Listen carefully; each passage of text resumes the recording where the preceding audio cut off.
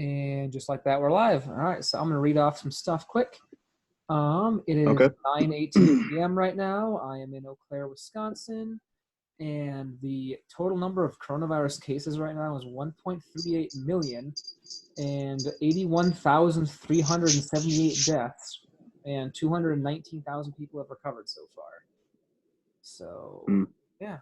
All right. So, Charles, why don't we start off by just having you talk about who you are and what you do? Alrighty. Well,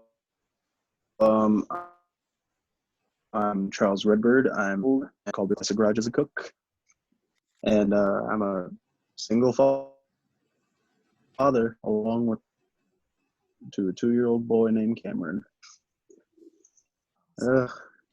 I guess that's really just all I got on me so far as introduction. Yeah, man, no worries, man. Do you want to talk about how your job as a cook and like how working in the restaurant industry has changed over the last couple months? How that's affected you? Oh yeah. So it was difficult. It was weird. It was a very quick switch. It was I quit my job before this because it was just not a good work environment in general. And I figured I'd get a new job, and then I ended up working for a total of, I think, 5 days. And then I ended up getting laid off because of all this. It was very sudden. I didn't know it was going to be this bad. It's not a big deal 1 week to pretty much stay at home. You're probably going to die, and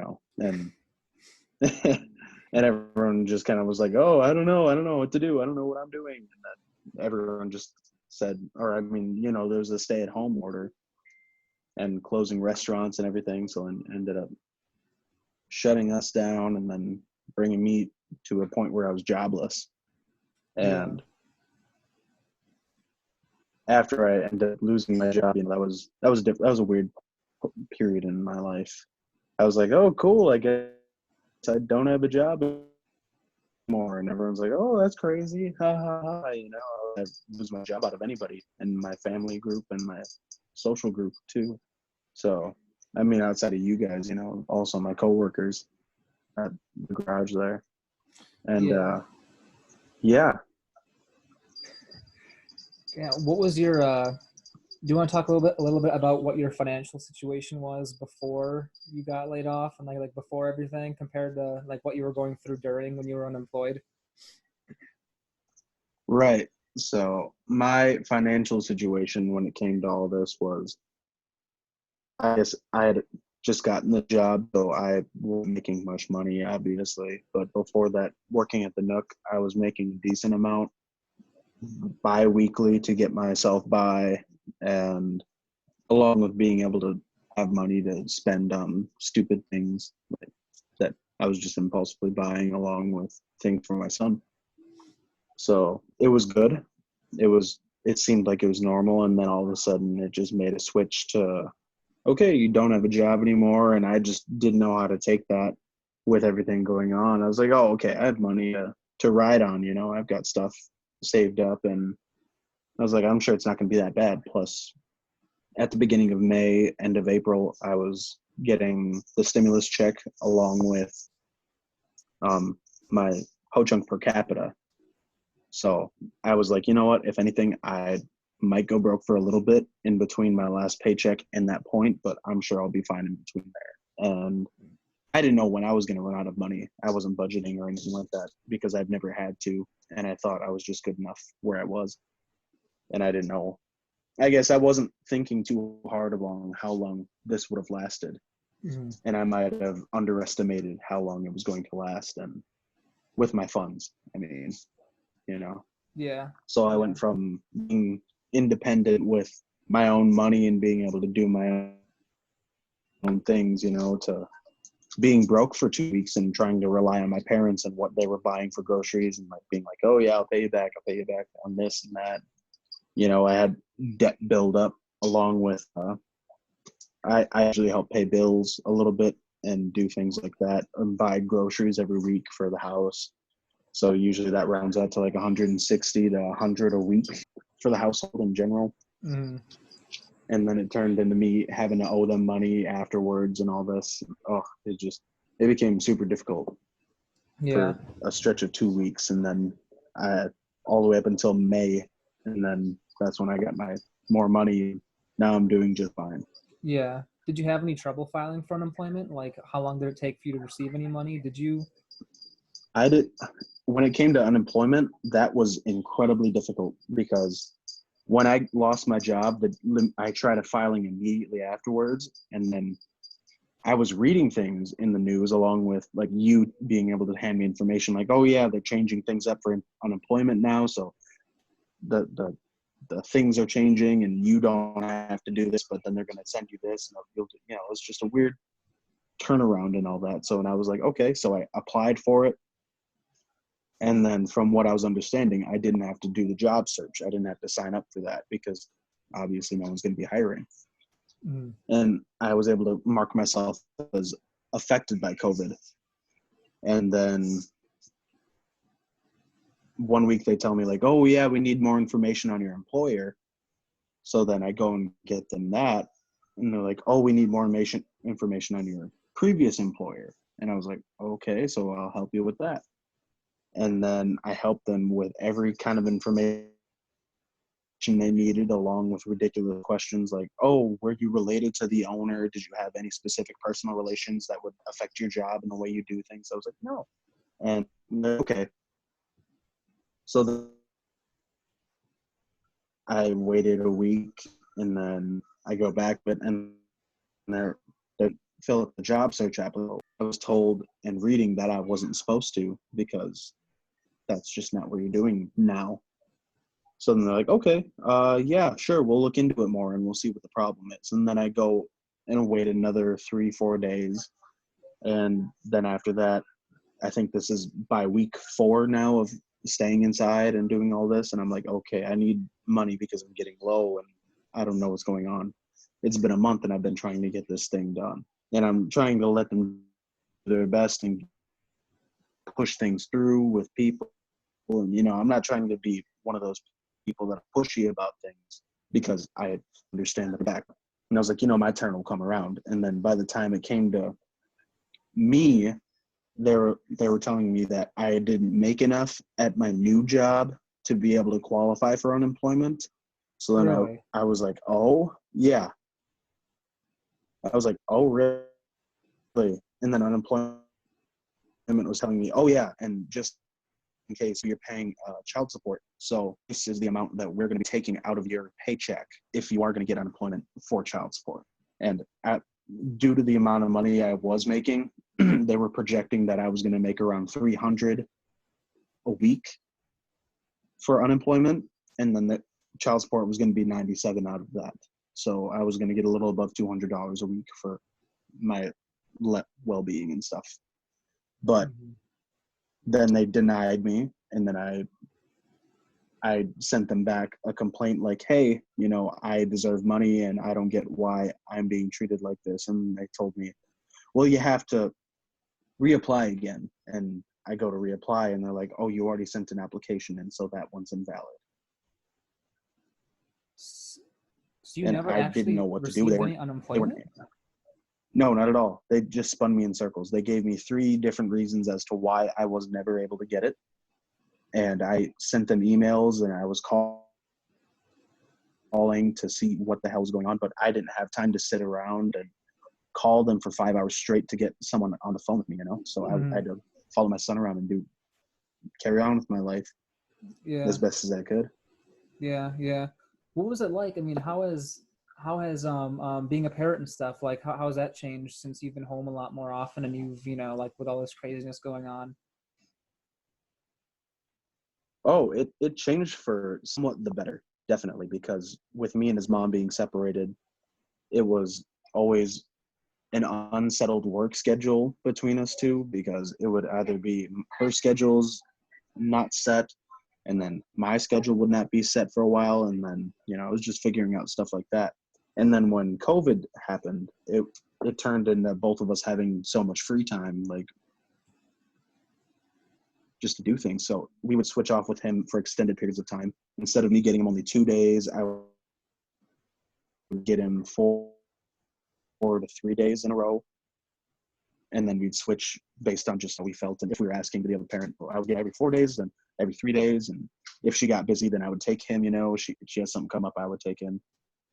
And although it was just a lot of good time to spend with my son outside of this weird financial situation that I had going on. Yeah. Yeah. And I know, sorry, go ahead.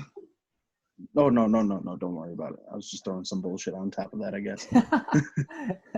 Well, I did want to ask you, I know you mentioned, for your financial situation, you also mentioned, a ho-chunk per capita. Do you want to kind of explain what that is to the people? Oh, yeah.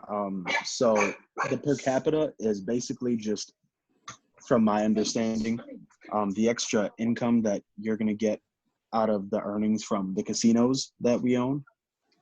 And it's pretty much extra money and just something that they can give us as a bonus, So I get, or, everyone, I guess, gets $1,200 a year.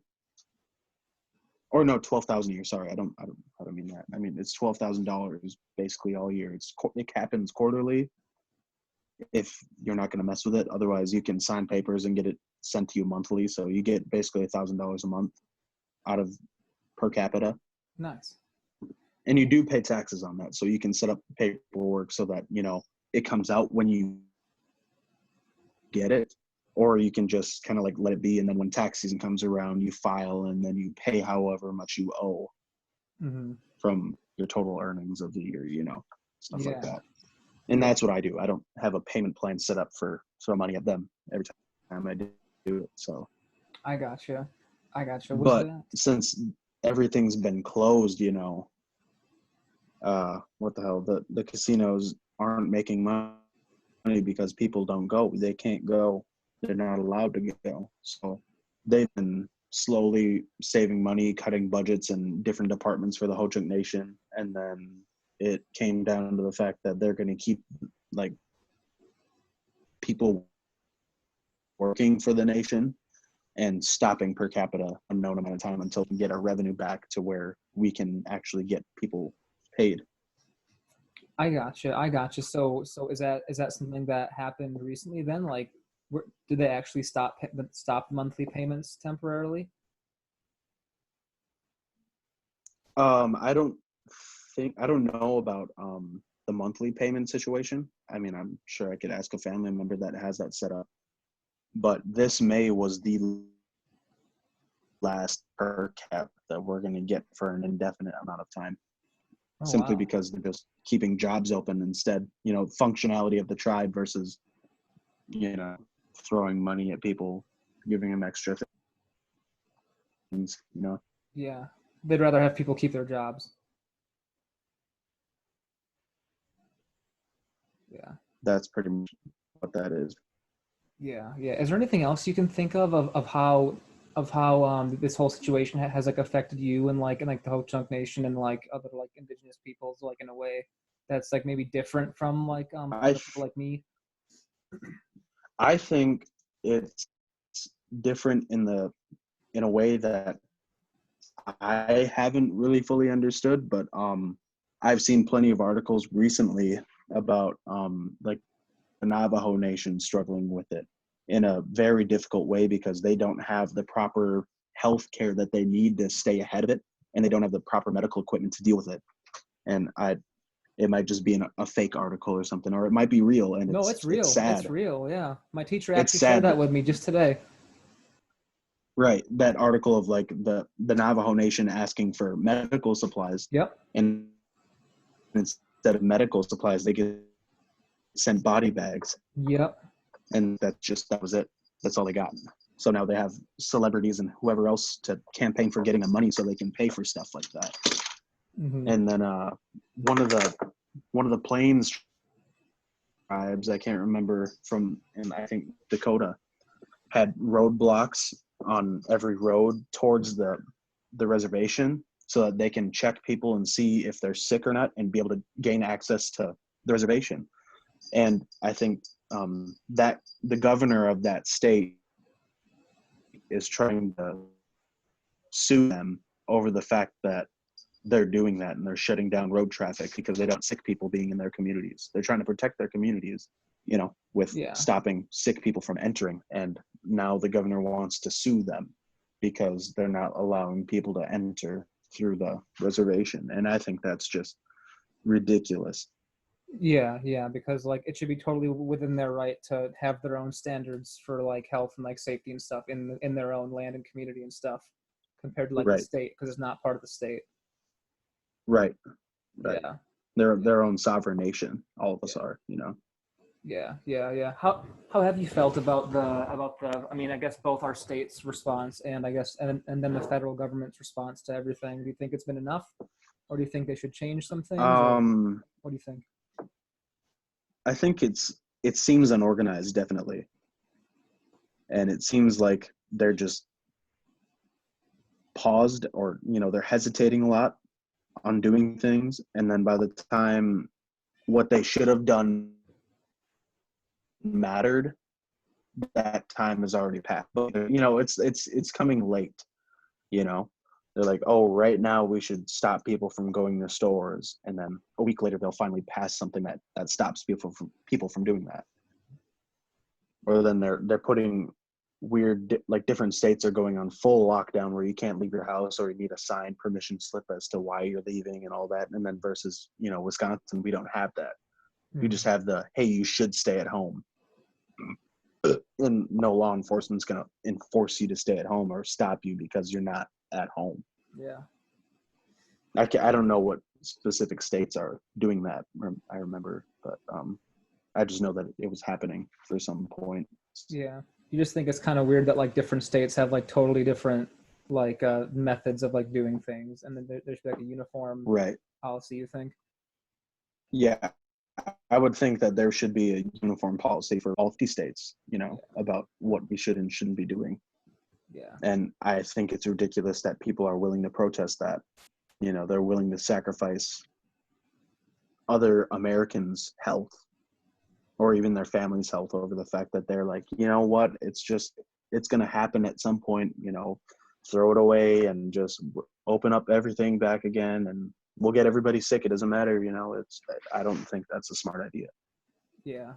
You don't think that people's rights are being as infringed upon as they claim to be? Yeah. I think that's just dumb. I think they're dumb. Yeah. I think anyone protesting this is just dumb. Yeah. You think what kind of regulations do you think they should impose to like really improve the situation? Do you think like maybe we should like require masks everywhere, or like what do you think? I think the requiring masks everywhere would be definitely a good thing. Yeah. But I also think that if they were very serious about it, they should be able to. Everyone should have it, like access to that. So just like what's going on now is all shelves are always empty because people are always buying them up right away, and there's not a lot of increased production on medical supplies that you would need, or everyday household items that do come in handy, like bleach and other things that keep you safe. Yeah. Easily it's things that just get thought about quick that they're just not increasing production on because they don't want to, I guess. I don't know much about that situation. Yeah, I gotcha. But I do think that there should be things that are made more available to the American public so that they can keep themselves safe. Yeah, and do you feel like the state of Wisconsin's done a good job so far with keeping things contained, or do you think they should more should be done in that department so far? I guess I'm thinking that maybe more things should be done on Wisconsin's part for keeping people home and safe, and keeping everybody, where they should be, along with behind the scenes finding ways to open the economy without just letting people run amok, I guess, like just going about things as if none of this is happening. you know, because it's like they're treating it like, oh, you catch it one time and you can't get sick ever again with the damn thing. Like, dumb. Catching it one time doesn't make you immune. You know, this thing is constantly changing and being able to mutate into something else after it's been with somebody for an extended amount of time. Yeah. So you might be immune to one strand of it, you know, but obviously, you know, it's just give it time and enough people, it's going to change, and you won't be immune to whatever it changes into. And people just don't seem to understand that. They think it's one box fits all, and once you get through it, it's never going to come back to you. Yeah. I And think it'd be nice, you know. I know. Yeah, I think a lot of it comes down to wishful thinking. You know, I think people just want to believe. Yeah. I mean, people want to go back to normal, but you know, they want to deny reality a little bit just to feel, you know, more personally comforting, and not really thinking about the public health. Yeah. Do you feel like that's exactly what I'm thinking? Yeah, I mean, do you know if the state, like, or the federal government has done anything that's affected like your tribe or anything, like, so far, like, in, as far as support for your organizations or anything like that? Like, do you know of anything that's tangibly affected like your community standing with anything, or has it not seen like help or focus on you guys? I don't think there's a lot of focus on my community in general, but I can see why there wouldn't be, because everything seems so unorganized, and everyone's just kind of grabbing at straws and you know, plugging holes with fingers at this point. You know, it's just whatever one's closest. And even though one might be more urgent than the other, you have your hands full with things that I guess you found important for the moment. You know, it's like first come, first serve. Yeah. You know, on a lot of situations. So it's the same thing with a job too, you know, like them getting a grant after so long of us being shut down, to be able to open up and be able to pay us again to get our jobs back. Yeah. Well, I guess I want to shift gears a little bit. Do you remember when the first time you actually heard about the coronavirus was?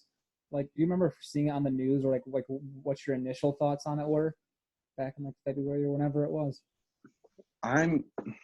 If I'm gonna be honest, yeah, I think it was around January when I first heard of it through Twitter in like a meme, because people were talking about some people were getting sick with some type of virus called corona, and I was like, oh, what the hell's that? And then people were making memes on that and showing people like sick people with like the beer label on their forehead, you know, corona, that other bullshit.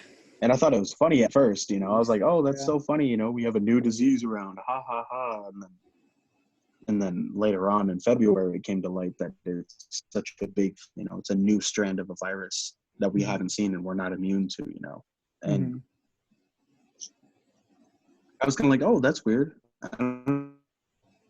But, you know, like people, symptoms right away, you know. None of us knew what was going on or how it affects people. And I didn't learn about how it affects people and how it spreads until March, you know.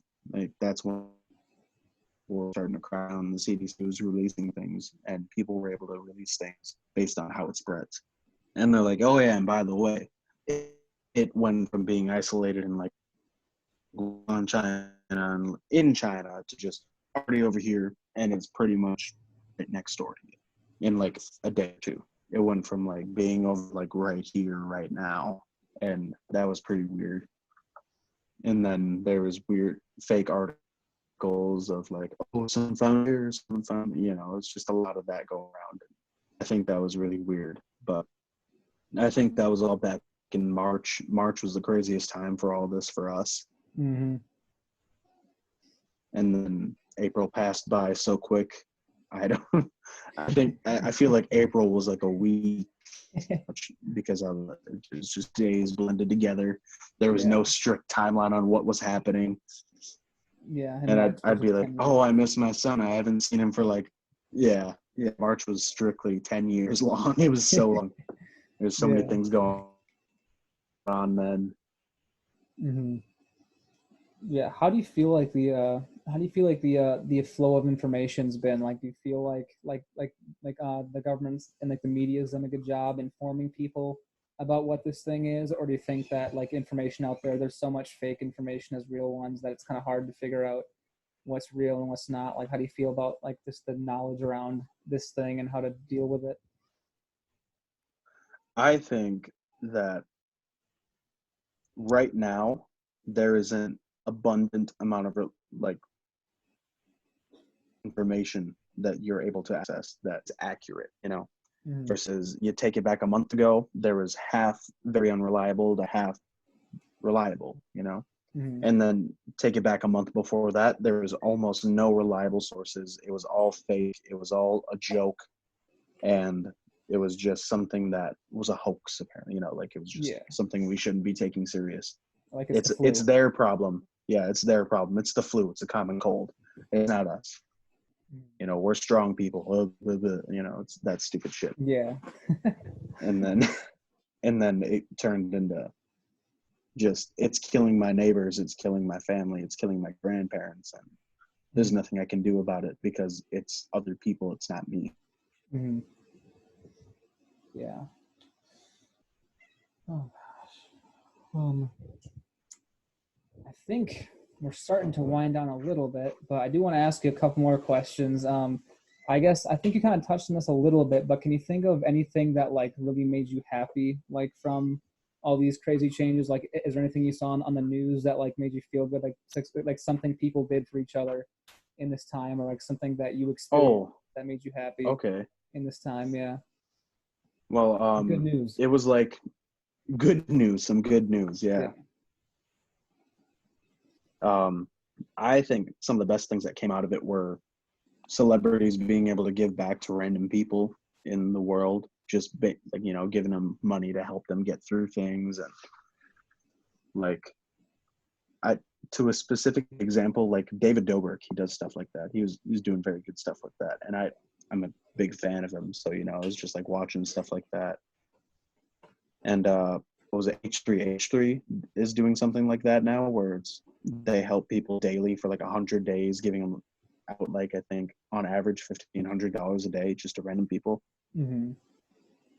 And I think there's a lot more than that I cannot think of. But I mean, like, there's a lot of people doing some good things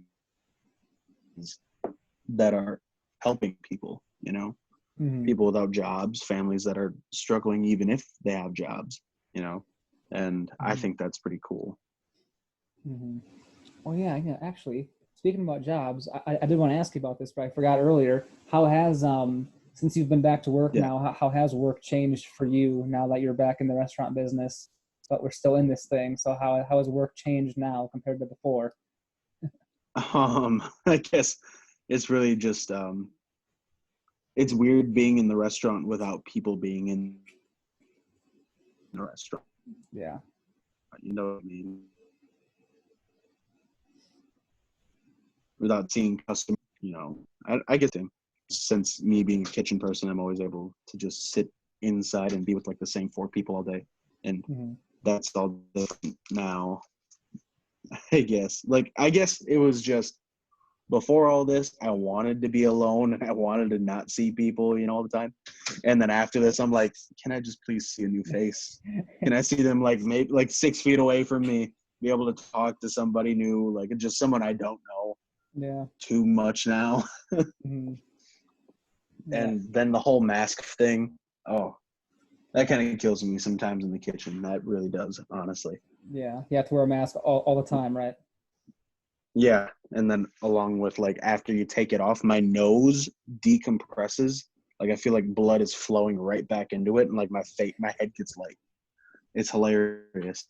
Mm-hmm. I'm like, I get lightheaded from taking a mask off. All right, man. Okay, so one of the final questions, I think, is there anything else you want to add to the history books, to the digital archive thing? The floor is yours if you have anything else left you want to say that people should know about this crazy time.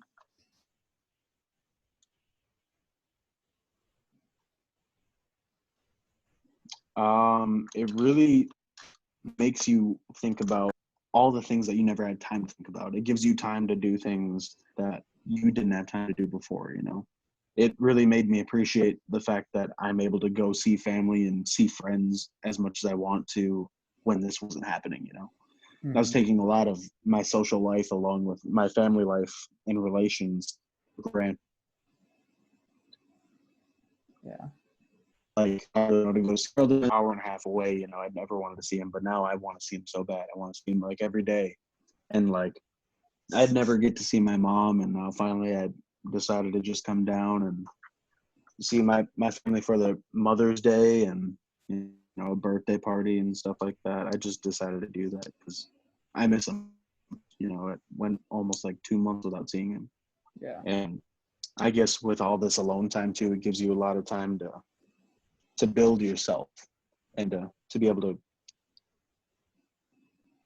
rethink where you are in life and what you want to do because of the free time, you know. I mean, it's just really like, is like, you can stop from your job that you're running every day and running in circles and chasing your tail around and be able to sit down and be like, you know, what is my goal for my family, my life at home, for everybody else? What are things that I want to achieve that I could possibly be working on in this time off regular routine?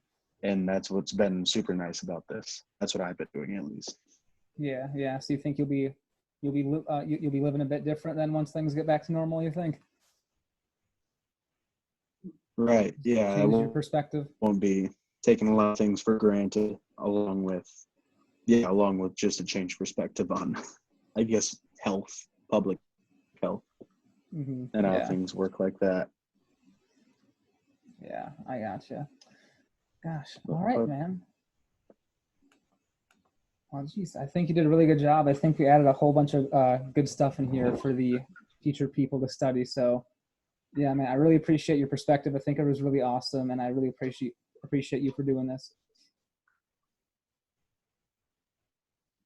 Yeah, thanks, man. Yeah, it's an honor, honestly. Yeah.